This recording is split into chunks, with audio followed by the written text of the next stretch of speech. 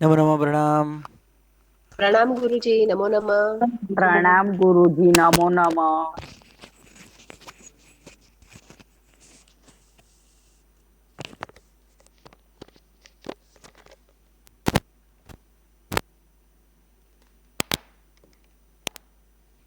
प्रणाम गुरुजी, नमो नमः। प्रणाम गुरुजी, नमो प्रणाम नमः। गुरुजी। चलो, नमोस्तु वर्धमानाय सूत्र, इसका अर्थ बोलना है आपको। कि मैं बोलूं? हाँ जी, बोलो। हाँ, पहले तो सूत्र बोलती हूँ। जी। वि, नमो विशाल लोचन, अच्छा नमोस्तु वर्धमान।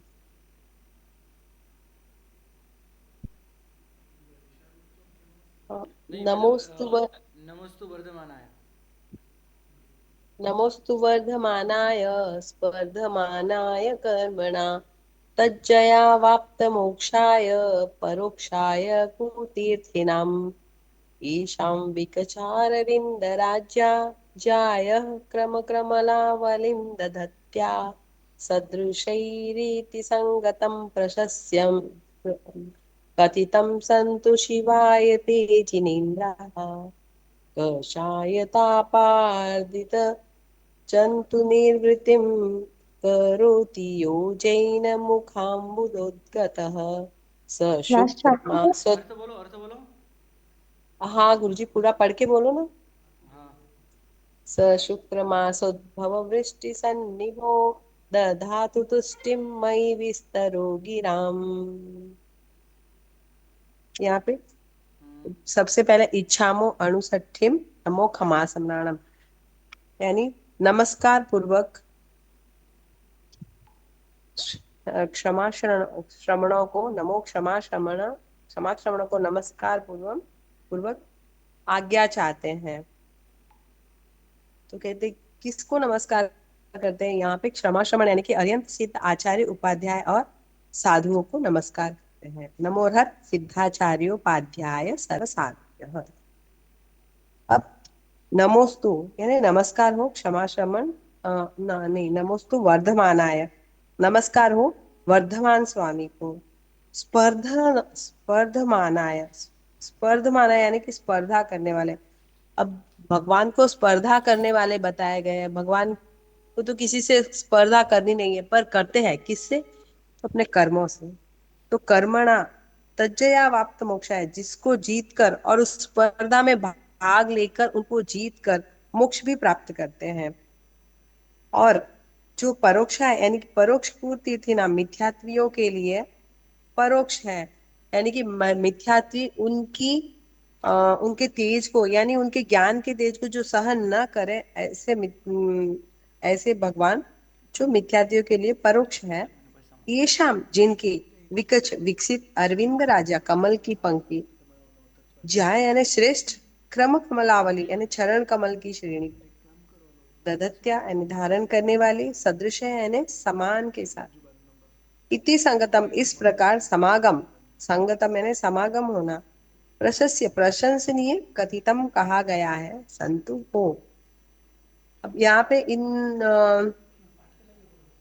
नंबर दिए हैं, जैसे कि हमें संस्कृत का भी साथ में ध्यान रखना है, तो इसलिए हमें नंबर के साथ भी इसे सिखाया गया है। नंबर एक पे आएगा कर्मणा स्पर्धमानाय, कर्मों के साथ स्पर्धा करने वाले। हेलो। तज्जया वाप्तम, ચાલુ છે। तज्जय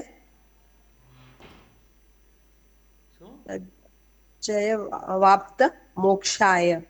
ટ્રોલી બેગ જોઈએ છે। और फिर आएगा मोक्षाय के बाद कुतीर्थी नाम परोक्षाय, यानी कुतीर्थियों के लिए परोक्ष है। નાની લેકે તો મોટી લેके फिर जाओ। आएगा कौन परोक्ष है? तो कहते हैं वर्धमानाय, जो वर्धमान स्वामी है उनको नमो નાની स्तु લઈ ગયા તો नमस्कार નાની તો हो।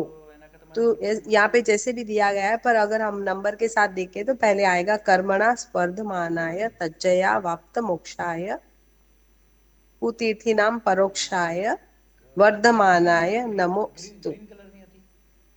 तो विस्तार में એ इसका ગ્રીન अर्थ કલરની कहते મોટી हैं જ કહેવાય। મોટી જ છે, મારા ઘરે છે। कि वर्धमान स्वामी कुतीर्थियों के लिए अगम्य अगोचर है। यानी कुतीर्थी जिनको, जिनके रहस्य को, जिनके ज्ञान के रहस्य को, जिनके स्वाध्याय के दर्शन को, स्वाध्याय दर्शन यानी कि हमारा जैन दर्शन, ये लोग समझने में बहुत ही असमर्थ है। उनकी समझ में ही नहीं आएगा कि आखिर भगवान कहना क्या चाहते हैं, क्योंकि जब किसी चीज की चाह ही नहीं है तो वो मिलेगा कैसे। और बिना चाह से मिली हुई चीज को समझ ही नहीं पाते हैं, तो उन्हें मोक्ष की समझ है ही नहीं, मोक्ष चाहिए ही नहीं, तो वो समझेंगे भी कहाँ से भगवान की वाणी को। और मिथ्यात्व के भयंकर विष से ग्रस्त आत्मा, ये जो मिथ्यात्वी है वो मिथ्यात्वी क्यों कहलाते हैं, क्योंकि उनमें मिथ्यात्व रूपी विष एकदम फैला हुआ है। ऐसी आत्मा है जो जैन दर्शन के परमात्मा को अच्छी तरह से समझ ही नहीं सकती है। इस तरह अन्य मत मिथ्यात्व से ग्रसित होने के कारण वर्धमान स्वामी उनके लिए परोक्ष अर्थात अगम्य अगोचर है, उन्हें देख ही नहीं सकते हैं। दूसरी गाथा में समस्त जिनेश्वरों की स्तुति की गई है। येषाम क्रम ज्याय, येषाम क्रम ज्याय कमलावलिम, कमलावलिम दधत्या, दधत्या विकचार विंद राज्या सदृशैरिति संगतम प्रशस्यम कथितम कथितम अ, कथितम ते जिनेन्द्राः शिवाय संतु। यानी कि जो कर्म रूपी दुश्मनों के साथ स्पर्धा कर विजय को प्राप्त कर मोक्ष प्राप्त हुए, ऐसे स्वरूप जिनका स्वरूप मिथ्यात्व के लिए अगम्य अगोचर है, ऐसे वर्धमान स्वामी को नमस्कार किया गया। अभी यहाँ पे दूसरी गाथा में समस्त जिनेश्वरों की स्तुति की गई है। जब भी प्रभु अपने केवल ज्ञान की प्राप्ति के बाद तीर्थंकर परमात्मा पृथ्वी तल पर विचरण करते हैं, तब उनके अतिशय के प्रभाव से देवलोक के देवता नौ स्वर्ण कमलों की रचना करते हैं। और प्रभु अपने पांव केवल ज्ञान के बाद, यानी कि देवता इतने आनंदित हो जाते हैं और उनके ज्ञान की इतनी महिमा होती है कि भगवान को जमी पे पांव भी रखने नहीं देते देवता। उनके करोड़ों देवता उनके सहायता के लिए तैयार रहते हैं, उनके शरणों, उन सहायता नहीं, उनके सेवा में हाजिर रहते हैं। तो जब भी वे पृथ्वी तल पर विचरण करते हैं, अपना समवसरण लगता है, अपना उपदेश देना है, तो विहार करते समय उनके पांव के नीचे नौ स्वर्ण कमलों की रचना होती है। वो श्रेणी हमेशा के लिए नौ की लाइन में बनी रहती है, पीछे के कमल आगे जाते रहते हैं और भगवान उनपे पैर रखते हुए विचरण करते रहते हैं। बात है कषाय तापात यो, अ, तीसरी गाथा में आएगा। यो गिराम विस्तरो, यो गिराम विस्तरो जैन मुखाम्बुदोद्गतः कषाय तापादित, तापादित निवृत्तिम, निवृत्तिम करोति, निवृत्तिम करोति स शुक्र मासोद्भव वृष्टि सन्निभो मयि तुष्टिम दधातु। तो यहाँ पे तीसरी गाथा में प्रभु के तीसरी गाथा में प्रभु के मुखारविंद से निकली हुई वाणी की स्तुति की गई है कि जो भी शासन हमारा चल रहा है उन्हीं की वाणी के आधार पर चल रहा है, तो वाणी की स्तुति तो बनती है। तो कहते हैं कि उनकी वाणी इतनी निर्मल और इतनी पवित्र है कि जो सुनता है, भले वो असहनीय ताप से तप रहा हो, जैसे कि गर्मियों में आते ही लोग गर्मी गर्मी हाय हाय करना शुरू करते हैं, उसमें भी जब ज्येष्ठ मास की गर्मी आती है तो बहुत अधिक ताप बढ़ जाता है, और उसमें अगर वर्षा हो जाए तो जीव को इतनी शांति मिलती है कि उससे भी कहीं अधिक प्रभु की वचन की, प्रभु की वाणी जो प्रभु के मुख से निकलती है और भव्य प्राणियों को सुनाई जाती है, तो इतनी आनंदकारी होती है कि एक जगह तो ऐसे कहा गया है कि नरक के जीवों में इतनी भयंकर गर्मी होती है, नरक में इतनी भयंकर गर्मी होती है कि वो जीव उस ताप को सहन नहीं कर पाने के बावजूद भी चिल्लाते हुए अपने कर्मानुसार करना पड़ता है। पर यदि उस जीव को लाके एक किसी स्टील प्लांट जैसी कोई भी भट्टी में सुला दिया जाए, तब भी वह आराम से सोएगा कि हाँ, यहाँ पे शांति है, यहाँ पे गर्मी नहीं है। इसी तरह यहाँ पे ज्येष्ठ मास की गर्मी को बताया गया है। इस गर्मी, यहाँ पे गर्मी का किसके साथ संबंध किया गया है, यानी कि हमारा संसारी जीव किस कैसी गर्मी से तप रहा है। तो कहते हैं कि क्रोध, मान, माया, लोभ रूपी 4 कषायों की ताप से पीड़ित है। और उसी चीज को दूर करने के लिए, यानी कि इस जब तक हमारे में ये चीज है तब तक मुक्ति असंभव है। और इस मुक्ति को पाने के लिए भगवान ने जो भी हमें बताया, उनकी वाणी जो मेघ बरसा रही है, उस उस मेघ के बारिश में हमको नहाने नहाने के लिए वो जो शब्द है हमें इतनी शाता दे जाते हैं कि बाहर की आग तो पानी से भी बुझ जाएगी, परंतु क्रोधादि ये कषायों की आग जो है वो बुझना अत्यंत ही कठिन है। अगर उसके लिए रास्ता है तो सिर्फ एक ही है, और वो है परमात्मा की वाणी, जिसमें अद्भुत ताकत है कि हम जैसे पापी जीवों को, कषाय से तड़पते जीवों को भी वो पार लगा सकते हैं। तो ऐसी वाणी की यहाँ पे स्तुति की गई है। ये स्तुति पूर्व में श्रुत में से उद्धृत की गई है। तो जैसा कि कहा गया कि कई स्त्रियों के लिए कई पूर्व की आगमों की जो कई चीजों की पढ़ने की मनाही है, तो इसलिए यहाँ पे यह स्तुति भी पूर्वगत में से पूर्वगत होने के कारण यहाँ पे स्त्रियों के लिए निषिद्ध है, यानी कि उन्हें नहीं बोलना चाहिए। और इस जगह पर संसार दावा की 3 गाथाएं बोलने की पद्धति है जो आज भी चल रही है। ओके गुरु जी ठीक है? ओके, ठीक है। बस ऐसा ही प्रयास सबको करना है। आगे हम विशालोचन दलम सूत्र की बात करते हैं। तो विशालोचन दलम सूत्र, विशाल लोचन दलम, जी, बोलो इच्छाम गुरु जी। अनुसट्टिम नहीं, इच्छाम अनुसट्टिम नमो खमा समानम नवरत सिद्धाचार अध्याय विशाल लोचन दलम प्रोद्यत दंतांशु केसरम प्रातर्वीर जिनेन्द्रस्य मुख पद्मं पुनातु वः। येषामभिषेक कर्म कृत्वा मत्ता हर्ष भरात् सुखम सुरेन्द्राः तृणमपि गणयन्ति नैव नाकं प्रातः सन्तु शिवाय ते जिनेन्द्राः। कलंक निर्मुक्तममुक्त पूर्णतम कुतर्क राहु ग्रसनम सदोदयम अपूर्व चंद्रम जिनचंद्र भाषितम दिनागमे नवमी बुधै नमस्कृतम। यहाँ पे भी भगवान के हम भगवान को कई तरह की उपमा देना चाहते हैं। वैसे हम कोई समर्थ तो है नहीं कि तीर्थंकर परमात्मा जैसे अतिशय वाले पुरुष की हम कोई स्तवना कर सके। फिर भी यहाँ पे जो भी अपनी ओर से जितनी भी ताकत लगाई गई है, जितना भी कहने का प्रयास किया गया है, वो यहाँ पे बताया गया है कि भगवान की आंखें कैसी है, यानी विशाल नेत्र है, जिसे पत्र वाले नेत्र रूपी पत्र वाले हैं।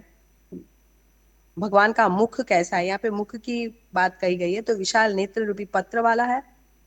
और चमकीले दांतों की किरणों रूपी केसरा वाले हैं। जैसा कि गुरुजी ने हमें एक फोटो भेजा था, पहले हमारे लिए बहुत कंफ्यूजिंग था कि व्हाइट केसर कैसा होता है, पर से पर्पल जैसा बहुत ही बड़ा कमल है और उसमें सफेद केसर जो चमक रहे हैं, तो उन चमक में से जो किरणें निकल रही है, तो भगवान को उनके दांतों को जो ऐसी उपमा दी गई है। श्री जिनेश्वर का मुख रूपी कमल प्रातः काल में आपको पवित्र करे, यानी कि हमारी सुबह कैसी हो। कहते हैं ना कि आज का दिन अच्छा नहीं गया, ऐसा नहीं गया, वैसा नहीं गया, पर जैसे ही हम भगवान का मुख देखते हैं जो कि विशाल नेत्र रूपी पत्र वाला है और चमकीले दांतों की किरण रूपी केसरा वाला, ऐसा भगवान का मुख हमें प्रातः काल में देखते ही पवित्र कर देता है, यानी हमारा दिन बहुत ही अच्छा जाता है। अब जिनकी स्नात्र क्रिया महोत्सव करने में अति हर्ष से मत्त भरे हुए देवेंद्र, यानी कि देवों के भी देव, जो भगवान के सामने अपने आप को तुच्छ मानते हैं और भगवान की स्नात्र की क्रिया करने खुद अपने परिवार के साथ आते हैं, ऐसे देवेंद्र अपने स्वर्ग के सुख को भी तृण समान भी नहीं गिनते हैं। इतने सारे देवता उनकी हाजिरी में होते हुए भी, इतने सुख को भोगते हुए भी भगवान के सामने वो अपने सुख को एक तृण यानी घास के तिनके के समान भी नहीं मानते हैं। ऐसे भगवान, हे जिनेन्द्र, प्रातः काल में समय शिव सुख प्रदान करने वाले हो। यहाँ पे तीन उपमा, तीन विशेषण दिए गए, जैसे कि पहले गाथे में तो हुआ कमल। वो कमल कैसा है, यानी भगवान का मुख है, मुख रूपी कमल को। और दूसरे में यहाँ पे शिव सुख प्रदान करने वाले हो, तो ऐसे जिनेन्द्र। हमें अब तीसरा गाथा आता है जो कलंक से रहित है, यानी किसी भी कलंक की कोई गुंजाइश ही नहीं है जिनमें। अगर भगवान को कहते हैं ना कि चंद्र, सूर्य की, चंद्र की उपमा देते हैं, तो चंद्र भी कलंक से है, और सूर्य भी राहु से ग्रसित हो जाता है। तो ऐसे ऐसे कलंक वाले जो हमारे लिए है कि हम सूर्य को नहीं देख सकते हैं, पर ऐसा भी नहीं है। भगवान के अगर भामंडल की देवता रचना न करे तो हम भगवान को देख ही नहीं सकेंगे, तो सूर्य तो भगवान के मुख के आगे बहुत ही फीका पड़ जाता है। तो इसी तरह जो कलंक से रहित है, पूर्णता को नहीं छोड़ते, यानी अपूर्ण है ही नहीं, किसी तरह, किसी भी तरह से अपूर्ण है ही नहीं, सदा ही पूर्ण है, जो से कुतर्क रूपी राहु को ग्रसित कर जाते हैं। कुतर्क यानी कि मिथ्यात्व, जो भी तर्क उनके सामने करेगा वो ही हार जाएगा, क्योंकि यहाँ पे पूर्णता है, कोई अपूर्ण है ही नहीं, कोई बात ही नहीं है जो इनको छेड़ी जाए या जिसके लिए कोई तर्क भी किया जाए। और सदा उदय को प्राप्त है, जिन मतलब कि हम लोग सदा उदय में अपने आत्मा के उत्थान की तरफ ही बढ़ेंगे। ऐसे जिनेन्द्र की वाणी सुधा से बने हुए, और जो पंडितों को भी नमस्करणीय है, जिन यानी कि भगवान के मुख से जो भी निकला हुआ अक्षर, जो भी वाणी है, और जो पंडित यानी सबसे ज्यादा होशियार, सबसे ज्यादा ज्ञानवान, उन्हें भी प्रभु की वाणी नमस्करणीय है। उस आगम रूपी अपूर्व चंद्र की प्रातः काल में मैं स्तुति करता हूँ। ऐसे आगम की अपूर्व चंद्र है, जो कि पूर्व पूरा ही चंद्र है, ओम उसकी प्रातः काल में यहाँ पे स्तुति की गई है। ये हुई तीसरी उपमा। तीनों गाथाओं में जो तीन उपमाएं दी गई है, उसमें आगम रूपी अपूर्व चंद्र ये है तीसरी उपमा। और यहाँ पे भी संस्कृत के हिसाब से जैसे बताया गया है कि विशाल लोचन दलम प्रोद्यत दंतांशु केशरम, फिर आएगा केशरम के बाद आएगा वीर, वीर जिनेन्द्रस्य, वीर नहीं हाँ, वीर जिनेन्द्रस्य मुख पद्मम, महावीर भगवान का मुख पद्म। पुनः तो वह प्रातः, पुनः तो वह प्रातः आएगा पहले गाथे में।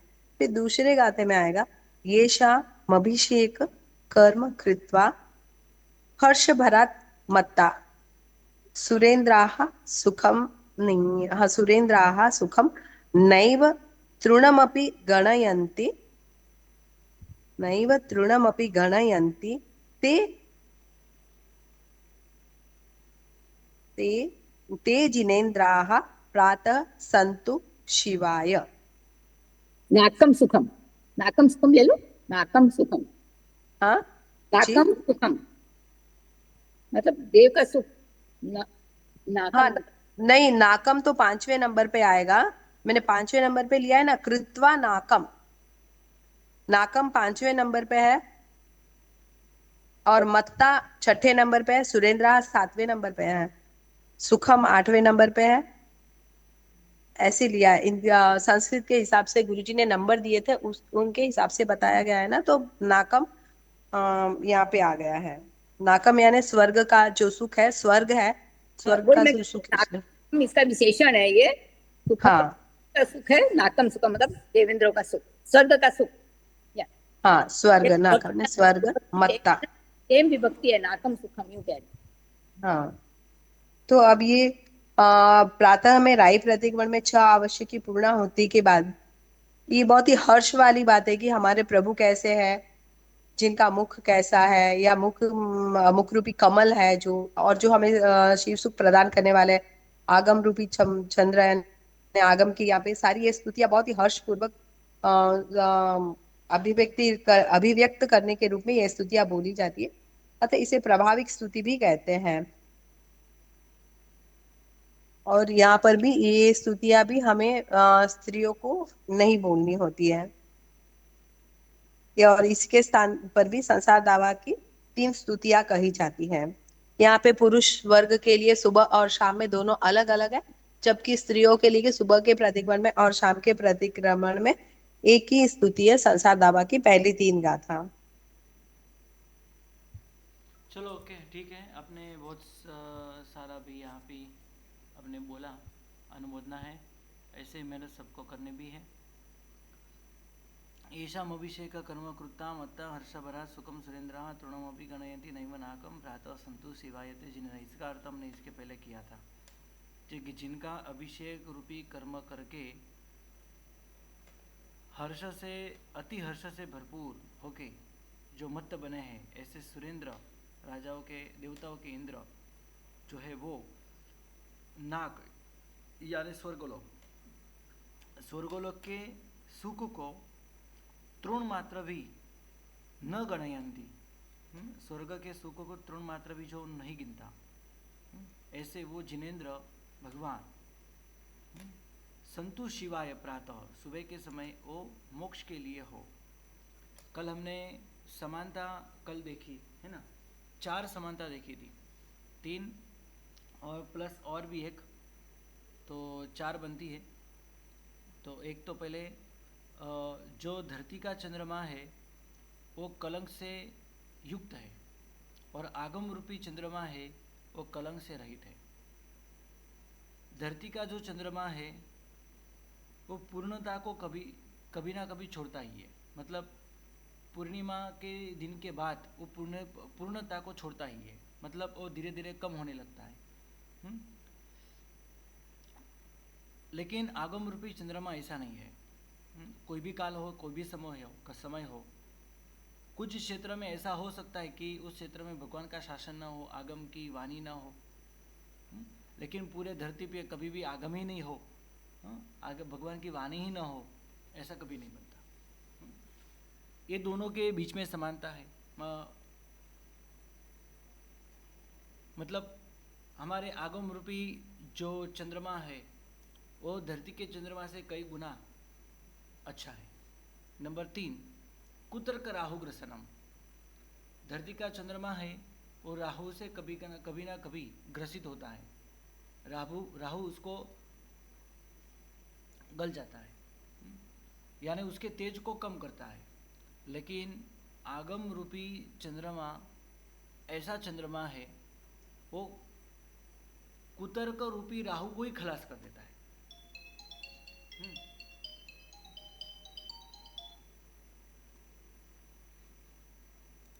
हेलो, बोलो।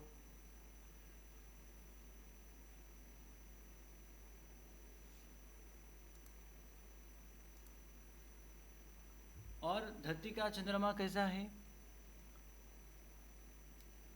चंद्रोदय होता है तो चंद्रास्त भी होता है, चंद्र का उदय होता है तो चंद्र का अस्त भी होता है। लेकिन आगम रूपी चंद्रमा ऐसा है, रात हो या दिन हो हमेशा वो उदय में रहता है, हमेशा जिसका उदय है, सदोदयम, सदा उदय है जिसका, ऐसा आगम रूपी चंद्रमा है। अपूर्व चंद्रम, ऐसे अपूर्व चंद्रमा जो पहले कहा भी नहीं था, अभी है, जो है वो शाश्वत है। अपूर्व ऐसा चंद्रमा जो है वो भी कैसा है? तो जिन चंद्र भाषितम, वो चंद्रमा जिन चंद्र, जिनेश्वर रूपी मुख रूपी, जिनेश्वर का मुख रूपी चंद्रमा जो है उससे भाषित है, मुख से निकला हुआ है, ऐसा अपूर्व चंद्रमा जो है और दिवस के आगम में, यानी दिन की शुरुआत में, क्योंकि हम विशालोचन दलम ये जो सूत्र है सुबह के प्रतिक्रम में बोलते हैं, तो दिन की शुरुआत में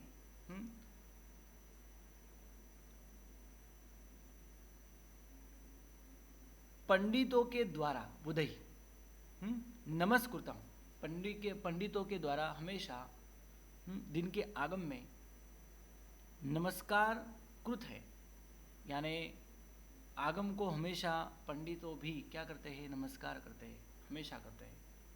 ऐसा ये चंद्रमा है वो अपूर्व चंद्रमा है। और उसको मैं क्या करता हूँ, नौमी में नमस्कार करता हूँ।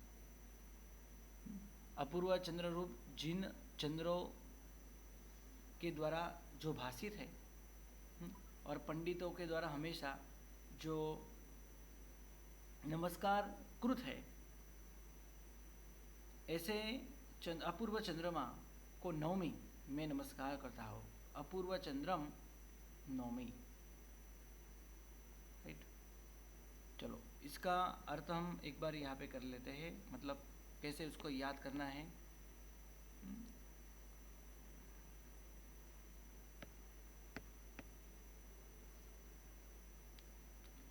जो कलंक से निर्मुक्त है,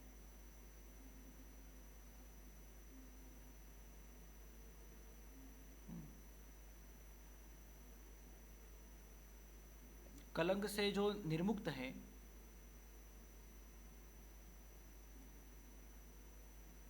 जो पूर्णता को नहीं छोड़ता है, त्याग नहीं करता है,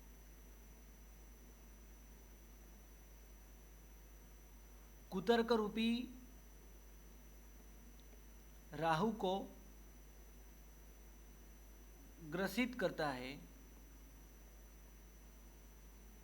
और जो सदा उदय वाला है, जो हमेशा उदय को प्राप्त करता है।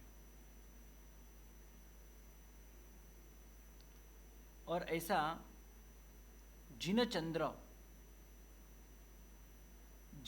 की वाणी से बना हुआ है, या फिर ऐसा कह सकते हैं कि जिनेश्वर रूपी चंद्र मुख रूपी चंद्रमा से जो भाषित है, ऐसा भी कह सकते हैं। और पंडितों के द्वारा जो पंडितों ने या फिर पंडितों के द्वारा जिसे नमस्कार किया है, उस आगम रूपी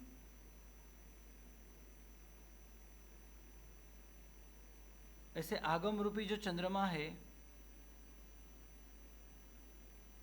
अपूर्व चंद्रमा,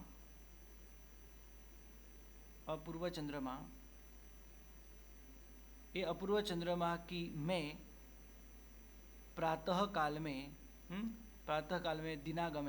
दिवस के आगम में यानी प्रातः काल में मैं नमस्कार करता हूँ, नौमी। ओके। कलंक से जो निर्मुक्त है, पूर्णता का जो त्याग नहीं करता है, कुतर्क रूपी राहु को जो ग्रसित करता है, जो हमेशा उदय वाला है, और जिनेश्वर रूपी मुख से जिनेश्वरों का मुख रूपी चंद्रमा से जो भाषित है, कहा हुआ है, और पंडितों के द्वारा जो नमस्कार कृत है, ऐसे अपूर्व चंद्रमा को प्रातः समय मैं नमस्कार करता हूँ। ओके।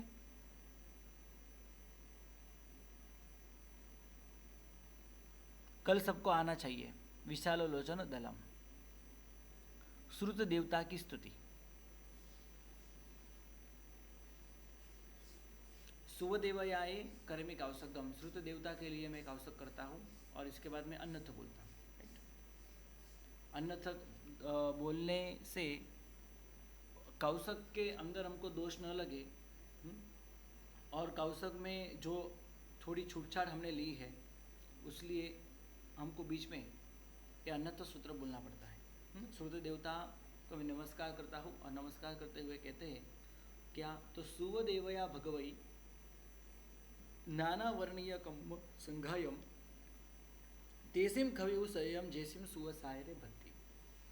सुवदेवया भगवई, श्रुत देवता भगवती, श्रुतवती, हाँ भगवती, श्रुत देवता यानी सरस्वती, क्या, नाना वर्णीय कम्म संघायम, ज्ञानावर्णीय आदि जो कर्म है,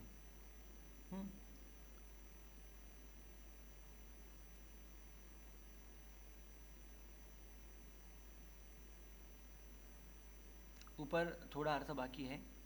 सुवदेवयाय भगवई हम जो है सुवदेवयाय कर्मिक आवश्यकम यानी श्रुत देवता के आराधना हेतु में एक आवश्यक करता हूँ, बीच में अनर्थ बोलता हूँ। सुवदेवया भगवई नानावर्णीय कम्ब संगायम, श्रुत देवता भगवती जो है वो ज्ञानावर्णीय रूपी जो कर्म है, एक कर्म के समूह का पूज्य श्रुत देवी क्या करती है? क्षय करती है। कम्ब संगायम ज्ञानावर्णीय आदि जो कर्म है, या फिर सिर्फ ज्ञानावर्णीय है ना, ज्ञानावर्णीय कर्म के संघ को यानी समूह को, तेसिम खवेउ संयम,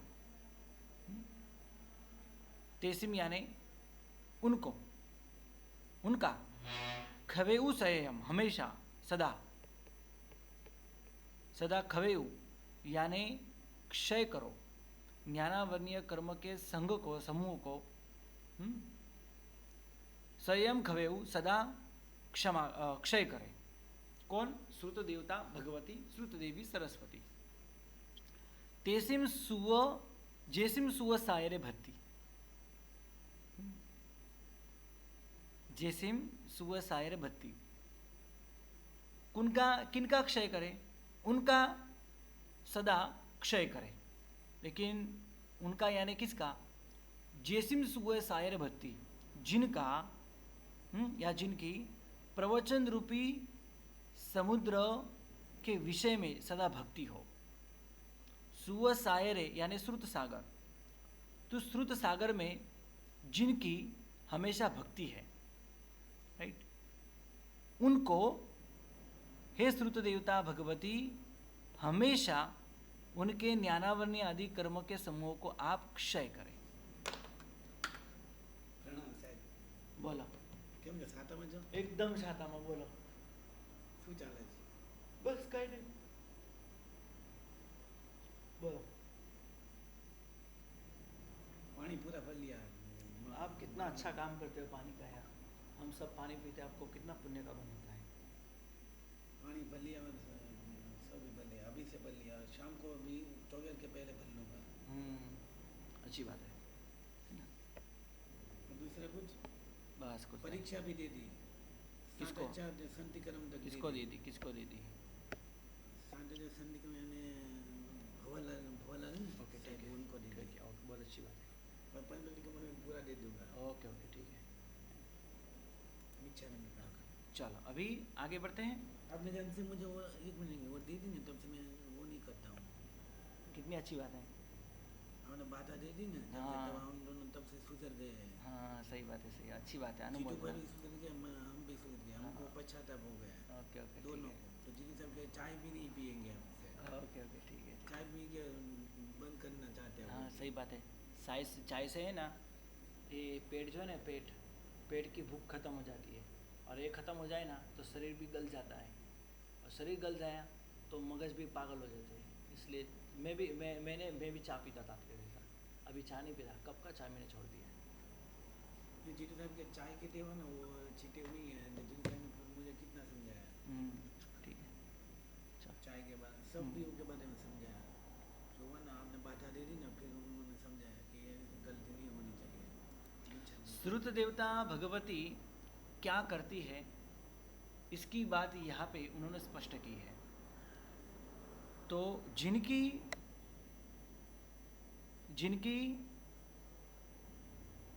श्रुत सागर के विषय में भक्ति है,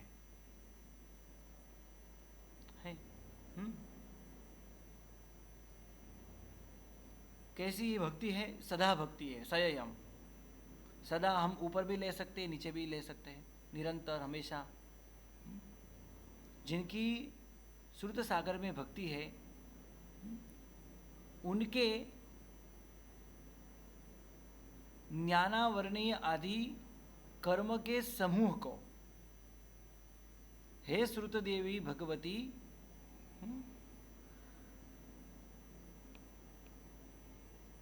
आप हमेशा क्षय करें। ओके, जिनकी श्रुत सागर में भक्ति है उनके ज्ञानावर्णीय कर्म के समूह को हे श्रुत देवता श्रुत देवता या श्रुत देवी भगवती आप हमेशा क्षय करें। तो श्रुत देवता भगवती हम पहला भी बोल सकते हैं। हे भगवती श्रुत देवी जिनकी श्रुत सागर में भक्ति है, उनके ज्ञानावर्णीय आदि कर्म के संग को हमेशा आप क्षय करें, ऐसा भी बोल सकते हैं। राइट, चलो हम क्रम थोड़ा चेंज करते हैं, वो ज़्यादा अच्छा लगता है। श्रुत देवता भगवती जिनकी श्रुत सागर में भक्ति है, उनके ज्ञानावर्णीय आदि कर्मों के समूह को हमेशा आप क्षय करें। खवे ओके। क्षेत्र देवता की स्तुति हर रोज प्रतिकारण के अंदर हम बोलते हैं। खित्र देव याय कर्मिक आवश्यकम, क्षेत्र देवता के आराधना हेतु में एक आवश्यक करता हूँ, एक नमस्कार महामंत्र उनके लिए भी याद करता हूँ। उनके लिए भी हमको जाप तो किसका करना होता है, किसको याद करना पड़ता है, तो पंच परमेष्टि भगवान को। क्योंकि तीर्थंकर परमात्मा के समान इस दुनिया में और कुछ है ही नहीं। और अंत में तो इंद्र महाराजा आदि भी देवता भी उनके ही भक्ति करते हैं, तीर्थंकर भगवान की ही भक्ति करते हैं। इसलिए कोई भी मिथ्यात्वी देव भी हो तो वो भी यहाँ पे शांत होता है नमस्कार महामंत्र का जाप करे तो।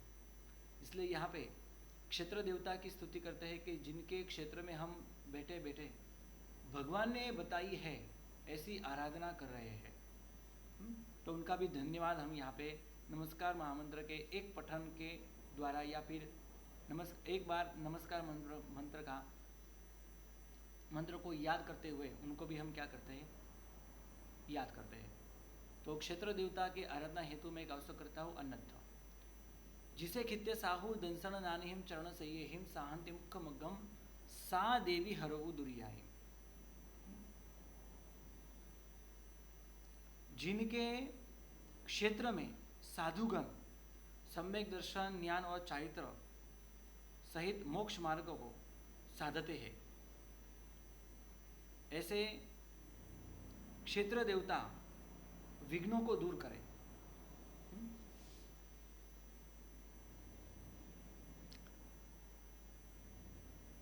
जिनके क्षेत्र में साधुगण दर्शन ज्ञान और चारित्र समीहिम चारित्र सहित मोक्ष मार्ग को क्या करते हैं, साधते हैं। ऐसे वे सा એટલે वे क्षेत्र देवता देवी यानी क्षेत्र देवता, वे क्षेत्र देवता दुरित को हरण करे। 11 और 12 दुरित यानी विघ्नों को, उपद्रवों को, पापों को, कष्टों को वो हरण करे। राइट,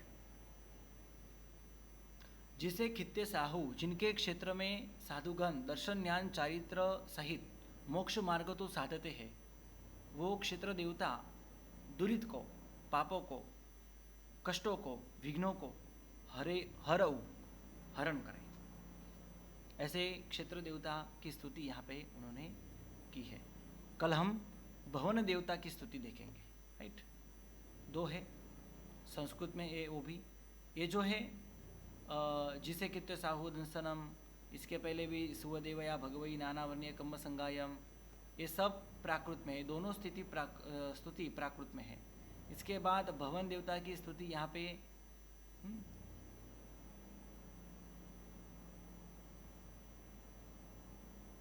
अरे कमल दल ले लेंगे। हाँ, वो बीच में एक बाकी है, वो भी ले लेते हैं। भवन देवता की स्तुति जो है वो प्राकृत में है, और क्षेत्र देवता की स्तुति यस्या क्षेत्रम समाश्रित्य ये संस्कृत में है। वो हम कल के देखेंगे। और एक भी बीच में बाकी है, कमल दल विपुल नयना, वो भी हम कल करते हैं। ओके, चलो बस आज इतना ही। प्रणाम, नमो नमः। प्रणाम गुरुजी। गुरुजी नमो नमः। प्रणाम गुरुजी, नमो नमः। जो मैंने आपको यहाँ क्रमबद्ध जैसे नंबर के साथ आपको यहाँ पे मैंने पढ़ाया है, हाँ, वैसे ही आप कंठस्थ करके उसका अर्थ कंठस्थ करके रखना है, याद करना है। ओके, प्रणाम, नमो नमः, शतवैद्य।